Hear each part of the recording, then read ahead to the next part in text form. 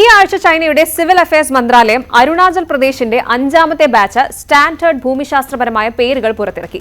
പിന്നാലെ അരുണാചൽ പ്രദേശ് ഇന്ത്യയുടെ അവിഭാജ്യ ഘടകമാണെന്ന അടിസ്ഥാന യാഥാർത്ഥ്യത്തെ സൃഷ്ടിപരമായ പേരുകൾ നൽകുന്നതിലൂടെ ചൈനയ്ക്ക് മാറ്റാൻ കഴിയില്ലെന്ന് വിദേശകാര്യ മന്ത്രാലയം ശക്തമായി പ്രതികരിച്ചു. എല്ലാം സ്വന്തം കാൽപ്പടിയിൽ വേണമെന്നും കൈയടക്കി വെക്കണമെന്നും ആഗ്രഹിക്കുന്ന ചൈന, അത്യാഗ്രഹി എന്ന് വിളിക്കാവുന്ന ചൈന അരുണാചലിൽ സ്ഥാപിക്കാൻ ശ്രമിക്കുന്നത് എന്താണെന്നറിയാമോ? ഇന്ത്യ പാക് സംഘർഷം ചൈന സ്വന്തം പ്രശ്നമായി കാണുന്നുണ്ടോ? ഈ ചോദ്യം ഉയരാൻ കാരണങ്ങളുണ്ട്.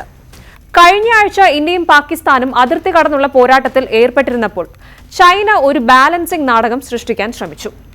പഹൽഗാമിൽ 26 പേരുടെ ക്രൂരമായ കൊലപാതകത്തെ ബീജിംഗ് അപലപിച്ചപ്പോൾ ഏപ്രിൽ 22 ആക്രമണത്തെക്കുറിച്ച് നിഷ്പക്ഷ അന്വേഷണം നടത്തണമെന്ന ഇസ്ലാമാബാദിന്റെ ആഹ്വാനത്തെ ചൈന പിന്തുണയ്ക്കുകയും ചെയ്തു. ഇതൊന്നും പോരാതെ ഇതേ സമയം ഭീകരാക്രമണങ്ങൾക്ക് പ്രതികാരമായി ഇന്ത്യ ആരംഭിച്ച ഓപ്പറേഷൻ സിന്ദൂരിനെ ചൈന അംഗീകരിച്ചതുമില്ല. അത് ഡബിൾ സ്റ്റാൻഡേർഡ്സ് തന്നെയല്ലേ? ഇനി ലൈൻ ഓഫ് കൺട്രോളിൽ സംഘർഷങ്ങൾ നിലനിൽക്കുന്നതിനാൽ ചൈന യുദ്ധപരമായ നടപടികളിലൂടെ ഇന്ത്യയെ പ്രകോപിപ്പിക്കാൻ ശ്രമിക്കുകയാണ്. ഷി ജിൻപിങ് നയിക്കുന്ന രാജ്യം അരുണാചൽ പ്രദേശിലെ സ്ഥലങ്ങളുടെ പേര് മാറ്റുന്നതിൽ കുപ്രസിദ്ധമാണ്. 2017 മുതൽ 2025 വരെ അരുണാചലിലെ സ്ഥലങ്ങൾക്ക് ചൈന സ്വന്തം പേരുകൾ നൽകി വരികയാണ്. ഇന്ത്യയുമായുള്ള നയതന്ത്ര തർക്കത്തെ തുടർന്നാണ് ഈ സംഭവങ്ങളൊക്കെ നടക്കുന്നത്. ഈ സംഭവങ്ങൾ ഒന്ന് കാര്യമായി പരിശോധിക്കാം. 2017 ഏപ്രിൽ 13 ടിബറ്റൻ ആത്മീയ നേതാവ് ദലൈ ലാമ അരുണാചൽ പ്രദേശിൽ 9 ദിവസത്തെ ഉന്നത സന്ദർശനം പൂർത്തിയാക്കിയതിന് ഒരു ദിവസത്തിന് ശേഷം ചൈന മേഖലയിലെ നിരവധി സ്ഥലങ്ങളുടെ പേര് മാറ്റി. ബെയ്ജിംഗ് ദലൈലാമയെ വിഘടനവാദി എന്ന് വിശേഷിപ്പിക്കുകയും അദ്ദേഹം ഒരു സ്വതന്ത്ര ടിബറ്റൻ രാഷ്ട്രം സ്ഥാപിക്കാൻ ശ്രമിക്കുന്നതായി ആരോപിക്കുകയും ചെയ്യുന്നുണ്ട്.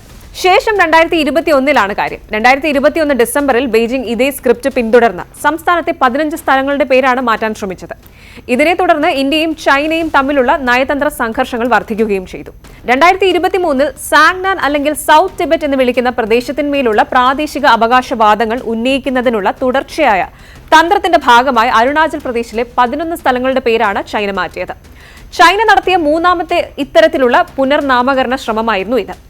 അതേ വർഷം ഇന്ത്യ G20 ഉച്ചകോടിക്ക് ആതിഥേയത്വം വഹിച്ചതിനുള്ള പ്രതികരണമായിരുന്നു ഇത് എന്നും പറയുന്നുണ്ട്. ഇനി ഈ വർഷം 2025 ഏപ്രിലിൽ അരുണാചൽ പ്രദേശിലെ 30 സ്ഥലങ്ങൾക്ക് ചൈനീസ് ടിബറ്റൻ പേരുകൾ പ്രഖ്യാപിച്ച 4ാമത്തെ പട്ടിക ചൈന പുറത്തിറക്കി.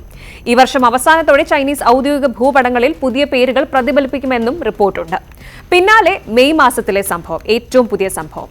ന്യൂഡൽഹി നിരവധി സ്ഥലങ്ങളുടെ പേര് മാറ്റൽ നിരസിച്ചിട്ടും ഇന്ത്യൻ സംസ്ഥാനത്തിന് മേൽ ബീജിംഗ് ആധിപത്യം സ്ഥാപിക്കുന്നത് തുടരുകയാണ്. ആ നീക്കത്തിന്റെ ഏറ്റവും പുതിയ സംഭവങ്ങളായിരുന്നു ഏപ്രിലിലും മെയ്യിലും ഉണ്ടായത്. ഇന്ത്യൻ പ്രദേശത്തിന് മേലുള്ള ഏകപക്ഷീയമായ അവകാശവാദങ്ങൾ അടിവരയിടുക എന്നത് തന്നെയാണ് ചൈനയുടെ ഉദ്ദേശം. വാസ്തവത്തിൽ അരുണാചൽ പ്രദേശിലെ സ്ഥലങ്ങൾക്കായി ഇടയ്ക്കിടെ പുതിയ പേരുകളുടെ പട്ടിക പുറത്തിറക്കുന്നത് ഒരു പഴയ ചൈനീസ് ശീലം തന്നെയാണ്.